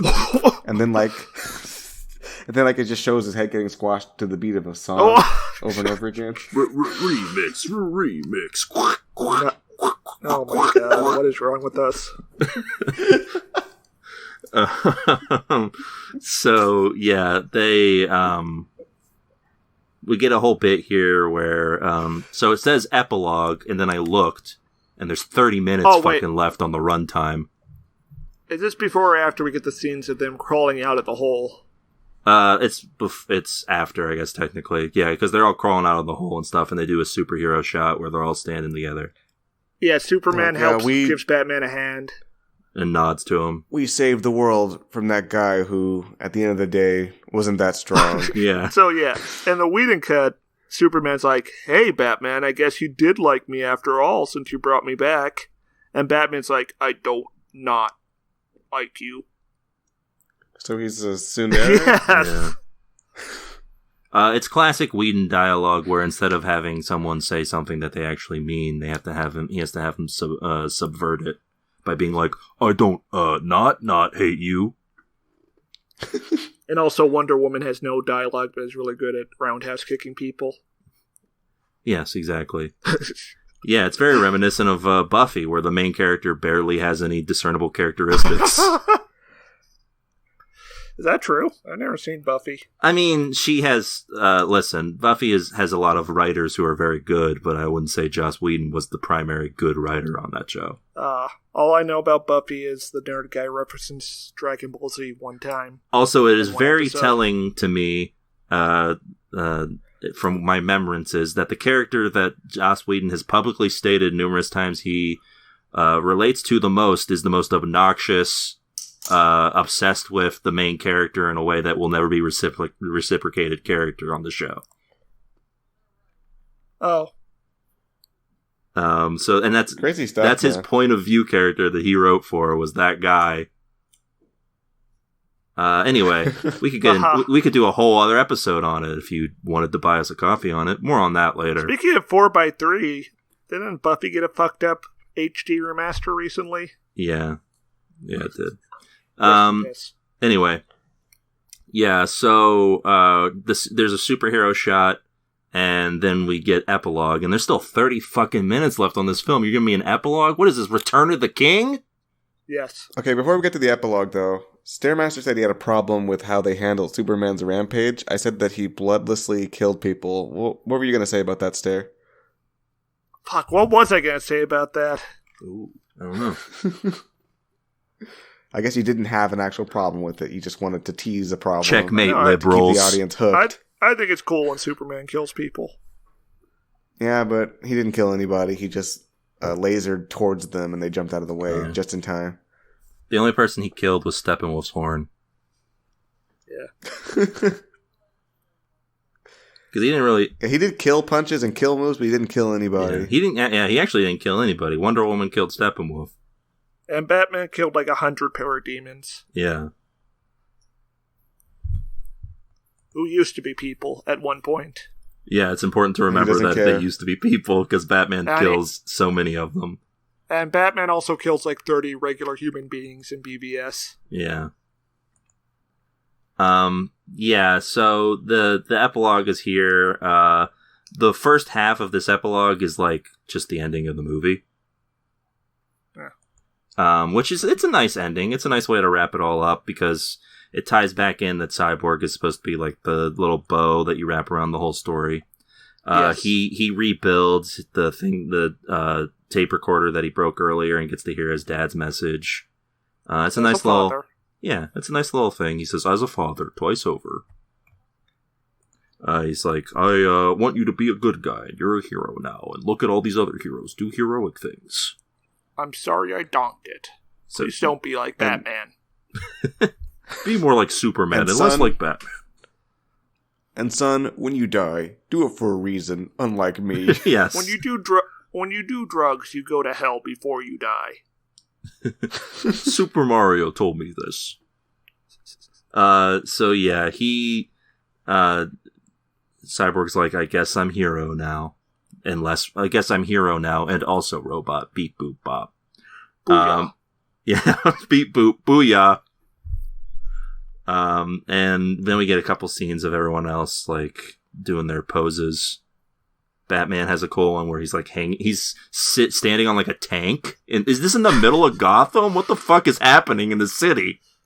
Oh yeah, maybe it's like the earthquake happened and America just kicked them out of the Union. Yeah, I don't know what's I think it's supposed to be Gotham, but he's like what looks to be a war ravaged town, and he's in a tank. Like, crazy stuff goes down there, Swanson. You know this. You know Gotham's crazy. Like Gotham is city, what Swanson. like conservatives think Chicago is. Did I tell you there was originally supposed to be a scene in Justice League where right after Batman and the Justice League talk to Commissioner Gordon, like they're supposed to show up to stop Joker and Harley Quinn from doing crimes, and Joker's just like, "What the heck? What's with all these people? Oh, I'm really screwed." And that's the joke. He's outclassed. Wow. Dang. And then yeah, it ends with how it should end is with Superman pulling off the shirt, revealing the logo. That should be the end of the movie, and then you get the little stinger. But instead, we get we get commercials for the next like 5 movies they want to make. But it's not even ones they want to make.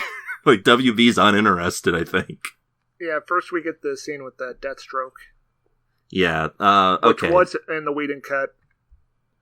No, none of these scenes are in the Whedon cut. It's important to say. No, the Deathstroke one is, but they reshot the dialogue for the Whedon version. That's what I mean. Like none of these scenes as they exist in this were in the Whedon cut. Yeah, I guess the Deathstroke one was there because they were planning on doing a Batman movie where he was going to be the villain. That's been scrapped. In the Whedon version, Lex Luthor is setting up the Injustice League. Yeah. Also, again, this feels a lot like Martian Manhunter showing up in the middle of the film, which is that this is Whedon being like, yeah, I had some cool stuff I was going to do. Or Snyder saying, yeah, I had some cool stuff I wanted to do. Too bad. Like, you know what? If this had been like stingers interspersed through the credits, why not? Yeah. But yeah. No, they spent half an hour of our time just like showing us these like things. Yeah. So, we, including like a 5-minute sequence of just a dude figuring out that Lex Luthor escaped from Arkham Asylum. Can't you just have him say that he escaped? Yeah, I believe the Whedon cut just excises that entirely and has Deathstroke on the speedboat. Yeah, because maybe you can tell and not show for once. Yeah. Sometimes that's also an important role. So yeah, Lex Luthor's hanging out on some yacht and Deathstroke appears and he's like, first off, the bald cap that they have on Jesse Eisenberg looks horrendous. Better than the CGI mustache removal, at least. Yeah, that's for sure. But yeah, also, this is a reminder of why Batman v Superman sucked so bad. Is that Jesse Eisenberg is just not a good Lex Luthor. Yeah, it should have been Walter. It should have been Bryan Cranston. I mean, yeah, it would have been excellent. Would have been great. You know what? If you wanted to get the same energy, even Michael Cera. Oh, that you mean our boy, America's boy? That'd be a real experience watching Michael Cera as Lex Luthor. America's boy, America's broken boy. But if he nailed it, that'd be like the performance of a lifetime. That would be, yeah, he would win an Academy Award. the Academy would be like, you deserve it because we're so surprised it was good. Anyway, so yeah, he's on the dock there, and Lex Luthor's like, I've got information that's gonna make you real happy. And he's like, Bruce Wayne is Batman. He's like, well, I guess we've got to celebrate now, and that's the whole thing. Really giving us a lot here. It's like, hey, thanks for that, man. It's like, hey, it turns out half the world knows Bruce Wayne is Batman at this point. Real great detective work you've done there. So then, cut to... We get the Nightmare. Yeah, the Nightmare. This is like... so fucking long. I couldn't get through this, honestly, guys. Is this where you gave up? It's long even before Joker shows up. I mean, I gave up like a long time ago before this, but I at least watched it. You've been dead a long time, but even you have your limits. Yeah. So it's the vision that Cyborg saw, but now Bruce Wayne's having this dream, as we learned. Batman is there. Obviously, he's hanging out with a group of people that he's acquired, such as Mara, who was that lady that Aquaman helped, who gets a couple lines here. Deathstroke, who we just saw wanted to kill Batman, so sure, why not? That's a comic book. That's how the world works in those. Well, yeah, but it's also just a weird 1-2 punch. And then Flash is there. Oh, they're all dressed up. Yeah. Flash is not making any quips. No. Which is how you know it's bad. And then Cyborg is there. And they're all decked out in Mad Max gear. That's how you know it's the apocalypse. And then Batman's like, all right, well, I guess we gotta go forward now. And Joker's like, hello, I'm here in this movie. Welcome to the end of the movie. It's me, everyone's favorite version of Joker, Jared Leto. Yeah, and we're all like, now it's time for me to wax poetic about things for a while. Yeah, I'm just hooting and hollering because there's a clown and he's also a sheriff. Yeah, I mean, listen, I don't fucking care about this version of the Joker at all. You want me to care about the Joker being in this version? Make it Joaquin Phoenix's Joker. You don't even have to. Why do you have to explain it? Why do you have to explain it at all? You don't have to explain it. That'd be cool as shit. I would be confused by that. Were you confused by this? No, I just didn't care. Yeah. Well, okay, but would confusion be better than not caring? Yes. Okay, so there you go. It did kind of slap that Joker's like made fun of called Batman out on having a death wish, but never being man enough to actually die. Yeah, but like, who gives a shit at this point? Like, I don't want to, like, why are these two quipping at each other when the world is at stake? Because they want to kill each other? Cool, that's fine. Just do it. Who made Joker the sheriff? Yeah. Look, it would have been a lot cooler if they just established that Joker was going to be, like, a major threat, but he's just kind of just talking. Yeah, that's the thing. He's just talking smack. Like, what's he going to do? Is he going to stop Darkseid? How? He's literally a man with makeup. I've seen the theory that he's the one who gives Batman the fake kryptonite in the BVS nightmare sequence. Whatever. The green anyway, light bulb. This scene would have been better with Joaquin Phoenix's Joker, and I'm gonna stand by that because it would have been better than just seeing Jared Leto on my screen doing what seems to be a Jim Carrey impression. Smoking. Like, he literally does he not? Is it just me? Does he not sound a little bit like Jim Carrey in certain parts? Now that you say it, yeah, you're right. I would agree. What if Joker had a father box? That's his way of stopping Darkseid. It's called a father box. But there's literal... Crank the handle on it, Batman. See what happens. There's literal moments where he's like, you killed a Robin! Where he sounds like Jim Carrey doing like Ace Ventura. Why'd you send a boy wonder out to do a man's job? Yeah. I'm gonna fucking kill you. Hey, when I killed Harley Quinn and she was dying real bad, she said she wanted me to kill you real nice and slow, and I'm gonna do it. I'm gonna do it, you bastard. I don't think he killed Harley Quinn. I think she was just dying. Well, whatever. Who gives a shit? So yeah, this scene happens, and they go back and forth. They're essentially going in circles, because what needs to happen in this scene, unless you want it to be 10 minutes long like it is Batman is like, I guess we got one more person we need to team up with. and Joker's like, that's right, Yeah, it's then- me, Batman. Here's my card. And he's like, And then I guess we'll work together. the Joker gives Batman a box, and Batman cranks the handle, and then like a scary clown man jumps out of it, and Batman snaps awake in horror. yeah. And then the more inexplicable scene happens somehow, even more Well, inexplicable than Superman that. shows up and that ends the vision. Yeah. Well, then the more inexplicable scene happens. So he jolts awake, and then he is beckoned outside of his house by the appearance of Martian Manhunter, who Oh my god. this scene is like wild to me.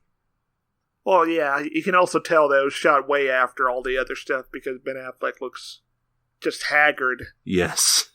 Yeah, he looks like he's been through a reshoot that almost made him want to quit acting. Also restarted his drug and alcohol addiction. What? Yeah, he started drinking after the movie, and everyone thought it was just because, like, he hated the DC universe so much. No, it's because Whedon, like, was such a tyrant on set. Oh my god. That's awful. That's tragic.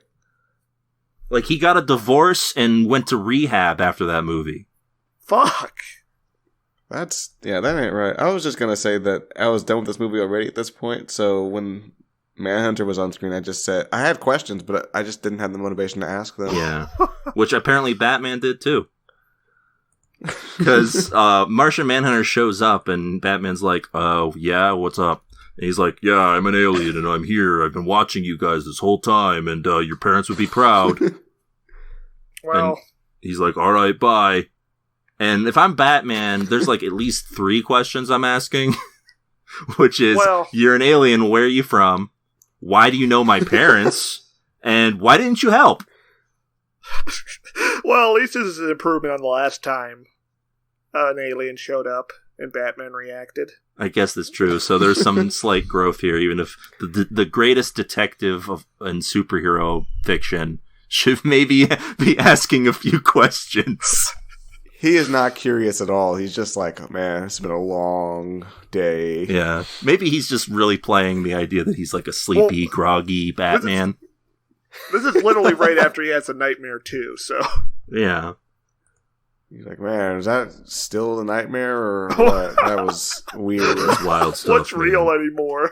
I feel like even I could maybe hand wave the other two things, but the moment he brings up your parents, I feel How like do you gotta, know that? Yeah, like Batman should like fly into a rage. He's like, what, did you kill him yourself or Yeah, what? like- What's the deal? I had to do it for the future. Well, yeah, because also Earth. he mentions his parents and also says, "I've taken many forms." He could have been Joe. He could have been Batman. the guy who killed him. He could have been the No, Joker. he's Batman's dad. He didn't actually die. I've been your father this whole time, Bruce. And your mother, too. That's right. I had sex with myself to produce you. A human being. On all genetic levels. Don't ask any And questions. And Batman's like, okay, what else? Yeah, Batman's just like, cool. What else? He's like, I'm also, You're going to I'm also this guy, and he turns his back to his like military guy, and he's like, okay, cool. Don't know who that is. Wait, what about this? He turns into Superman's mom. He's like, How'd you know How that did you name? know her? He's like, you were both Marthas? So yeah, that's the end of the movie, mercilessly or mercifully, and we get Is it merciful? to end it. Yeah, After 4 hours, I feel like I guess there's it's no slow mercy. and painful. Yeah, and then we end because we have to on a version of Hallelujah. That's what's playing over the credits. What would have happened in what should have happened in this version is that you end with the Superman opening his shirt, and then you give us I don't know, probably the Martian Manhunter scene, right? Just so it connects with what you had in the middle. No, don't put that in the movie. Just So don't. what do you have as the Stinger scene? The Lex Luthor thing? Here's what you see. You see Batman, and he's waking up in the desert wasteland, and he sees his own severed head, and then Superman stomps it like a tomato. Okay, yes. All Agreed. right, that's cool. And then Joker's there to be like, "Ooh, look at the show." He kicks it like a soccer ball. And I need to be clear. It's Joaquin Phoenix's Joker. What? Yeah, he kicks it like a soccer ball to Joker, who dribbles Yeah. it. Slam dunk. And Batman just watching horrified. Yeah. And then after the Joker slam dunks it, then Darkseid shows up and hits it with a baseball bat, and he says, "It's out of here." And then Batman hears the voice he heard from the Kryptonian ship about like the future is now or whatever. Except he's just saying, "Oh, that's a baseball." Yeah, and then he wakes up, and that's it. That's it. Better movie. Yeah, better movie. I'd be hyped for whatever is coming up next. But no, we end with this Martian Manhunter scene, and that is the end of the Snyder cut. All right. And the Snyderverse, probably. All right, yeah, probably. Unless something truly wild happens, which at this point, I guess we can't put it past the people. Wait, how'd this Snyder cut do, like, financially? Did it, like, make bank on Well, it? it only Apparently it debuted on made HBO money. Max, and it apparently gave them a bunch of subscribers. I don't know how you quantify that but in terms of money, but it probably... I don't know if it made $70 million, which is the reported cost of the reshoots and what effects and stuff. I saw a news story that said only 36% of people who watched it in America actually completed it. Yeah, so that doesn't sound good. It was 50% for the British. Yeah, so, I guess we did IGN style ratings last time. Or are we just going to tune in this time? Just tune in, tune out? Yeah, before we Yes. before we do our official tune in, tune out, I do want to point out, I don't want to sway anything here, but I do want to point out, because Keo said he wasn't paying attention to the credits. The very first thing that pops up on screen is a tribute to Zack Snyder's daughter. Look, don't manipulate me like that. I just want everyone to know, because I don't want anyone who's listening to us talk about this and might be the first time they listen to our podcast, these 2 episodes, to think that we're heartless bastards who aren't acknowledging that Zack Snyder put a lot of thought and heart into this movie.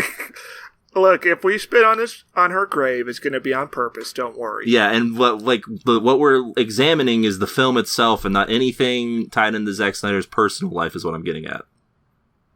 Like, yeah, I mean, if you had shown me that cut at the beginning, like saying in honor of my dead daughter, I might have been a bit more interested in paying attention. But at the end, I'm already checked out. It's too late. Irregardless of what we review, I want to say I am glad Zack Snyder won and Joss Whedon lost. Yes, 100%. Yeah, I think regardless of whether or not we tune in or tune out, this is a net positive in terms of like.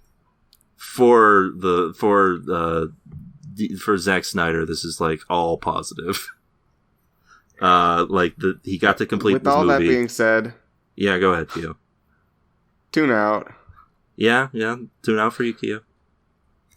Yeah, that's a unequivocal tune out. Unequivocal. The first half. Yeah, the first half I was hopeful that it would pick up a little bit, but it just no. Swanson? No. Why don't you go, Stir? Well, it's not unequivocal because I'm going to equivocate your tune out to my tune out. Oh, okay. There's too much of this movie. There's too much going on in. Like, if you're gonna do a plot, about Superman coming back. That's a movie. You can't also have Steppenwolf be a bad guy. Even with the 2 hours of additional footage, Steppenwolf kind of feels underdeveloped. Since there's so much else going on, comparatively speaking. Yes. Agreed. All right, well, that's an official tune out. We don't even need to hear Swanson's input on Agreed. Yep, that's right. All right, well, that's a tune out. Don't need to hear from me. Wait, Swanson, I was joking. I really love you. value your opinion. Oh, I thought we were done here. No, Swanson. what do you have to say about this? Yes, the world needs you, Swanson. All right, well, What happened to my parents, Swanson? listen, guys, this is a tune-in. Oh, interesting. How do you figure okay. that? No, no, it's not. Come on. Maybe this would be a tune-in at like a 2.5-hour movie. This would probably be closer to a light tune-in if it were a 2.5-hour movie. But at the length that it is currently, I cannot justify watching it. There's no reason this needs to be 4 hours. At most, 3 hours is what you do here. Mainly because it's a big ask that they're giving Zack Snyder here, which is that introduce 4 characters who have never been given their own films. Which, I mean... And 3 of whom have never appeared in a film before from us. I mean, Magnificent it is Seven, possible to Seven just Samurai. toss some characters in the mix and just have them go wild and have fun with it. But this one tried to make us think that we're supposed to, care about their relationship with each other already, but we don't. And also, it's just like, it's part of this weird mythology that Zack Snyder has built within his own universe, where he's like, so he had this big, like, 5-film plan, and then he's got, like, it's all just so weird and convoluted, and it doesn't translate on screen very well. Like, the mother boxes are essentially just a MacGuffin quest at the end of the day. They don't, they're nothing more than, like, I was gonna say, like, the Infinity Stones, but they're even more like, what are those things that everyone's after in the Transformers movies? The Energon, the Omnimatrix. Yeah, something like that. That thing that Optimus Prime's always talking about, like, Sam Witwicky, we need to get these. We need to get the mother boxes. If they had done that... The Allspark. That's right, yeah, the Allspark. They're essentially a version of that, because if you just switch the names, it would still have the same effect. If Steppenwolf was like, Darkseid needs the Allspark, you'd be like, okay, that tracks, sure. Or if Optimus Prime was like, Megatron cannot get his hands on the mother box. But if Desaad was like, Steppenwolf, you must gather the Dragon Balls. Yeah. Very different movie. Very, very different movie. Very cooler movie. But no. I would say as far as high stakes MacGuffins, mother boxes rank pretty low. Okay. I think that definitely Infinity Stones are much higher tier than mother boxes. It's another example of a thing that Marvel spent time establishing before they had the MacGuffin quest for them.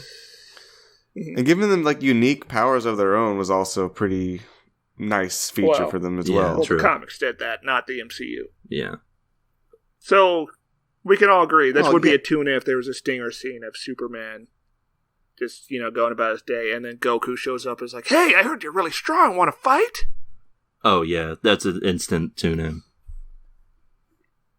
To the last 5 minutes, anyway. Yeah. Doesn't the Whedon cut, end, have a montage at the end, and Superman and the Flash are about to do a race? Yes, like in the comics. Even though they have, very no interaction in this version. Yeah. No, it's cool. It's just they're bonding. I've got a few additional notes about the movie that I just wanted to kind of belt out here. Yeah. First one is the characters.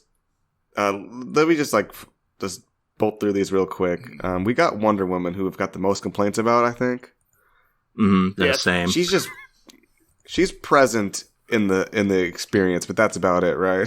Yeah, she has no arc, right? There's no real story for her at all in this. No, but she gets to kill people, and that made her happy. Yeah, that's true. But made both her and her actress happy. She has this whole thing where, first of all, she calls Superman by his alien name, like they're close friends. Yeah, where would she have heard that anyways? That's what I was just about to ask that question, because I don't know any time that would have come up. Batman doesn't know it. And she tries to be like the person to snap him out of it by talking to him. It doesn't work at all. No. And then Lois Lane's like, "Oh, I'm here," and he's like, "Oh, I'm a good guy. Let's go to the ranch. I'm a good guy now." Yeah. The closest thing we have to a scene of character development with Wonder Woman is that scene with Aquaman, where they seem to be either flirting or talking about the differences between their races. I thought that Wonder Woman's that was also very bizarre, honestly, where they were setting up this like lore about how like the Amazons and the Atlanteans hate each other, and it's like they're finally reconciling. I'm like, it's another thing from the comics that is sort of new, I think. It's really just tossed in here, though. It's just like, especially because I didn't see any. When we saw them before in the flashback with Darkseid, they were teaming up fine. Yeah, there was no animosity between them at all. They could have easily established that, like, you know, just make them slightly rude to each other. All you need is like a line where Batman mentions to her that he didn't get Aquaman, and she's like, "We didn't need him anyway. They never help." Something snide like that, like you would have just collected a welfare check. Yeah, they're just down there groping dolphins. Exactly. Yeah, the Wonder Woman has no character. What about the other cons, Keo? All right, so Cyborg, I felt, was a bit too dry of a character. He, you know, obviously we had those issues with him not communicating when he easily could have. And his story arc with his dad, it just fell apart. It was just so pitiful. The laser is very contrived. Yeah. Yeah, so contrived that it ruined it. It honestly ruined it. It really peters out at the end. Yeah, Flash was fun. He was like, you know, he was getting the quips, and you know, I like that. That made it a little more lighthearted. And that's the Flash's character. But in terms of Flash depictions, again, this is probably one of the weakest I've seen. Yeah. In terms of, you got a lot to work with. Flash is probably the best character in this one, right? Which is the opposite. Yeah. Well, not the opposite, but it's not true for the Whedon cut at all. Yeah, because I feel like they have trouble placing Batman in this film. Yeah. I don't know. I would say Batman probably ranks second in terms of characters in this film. He's got the most going on, but at the same time, his motivations are not the clearest. It's like he got motivated by some grim prognostication from Lex Luthor, but then he also helped kill Superman inadvertently, so he has guilt about that.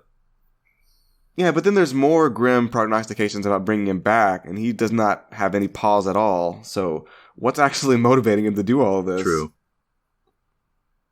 Who else is there? Superman. There's Aquaman. Oh, yeah, Aquaman. He's there. He's kind of sassy. He's our man. Yeah, he does have an arc in this film, which he does not in the Whedon cut.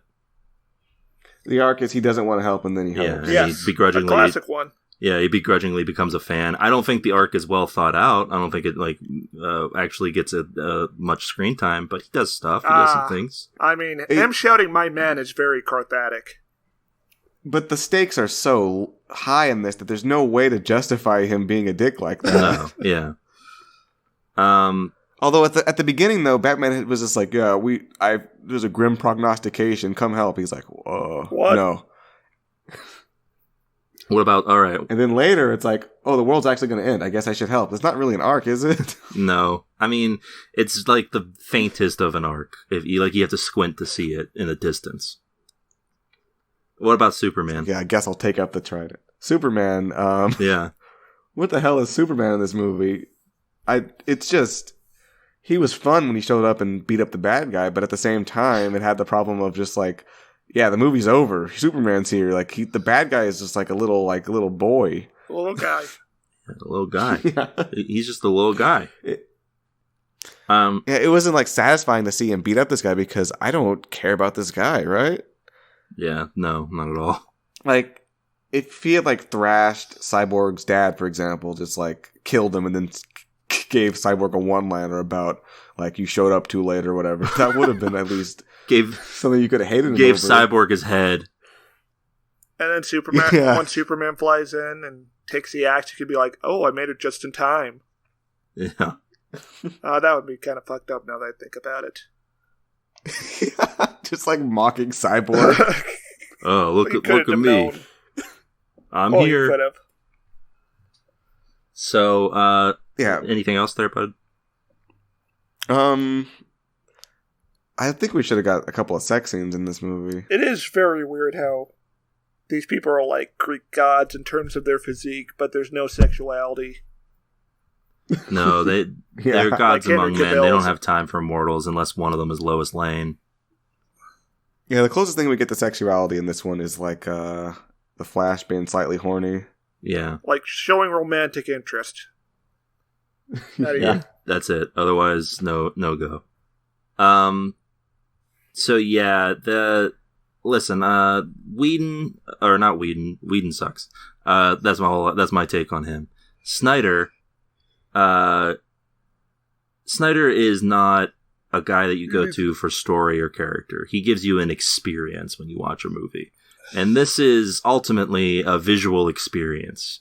Not everything on screen looks great, but most of it is pretty. There's some very good CGI and like visual splendor to look at.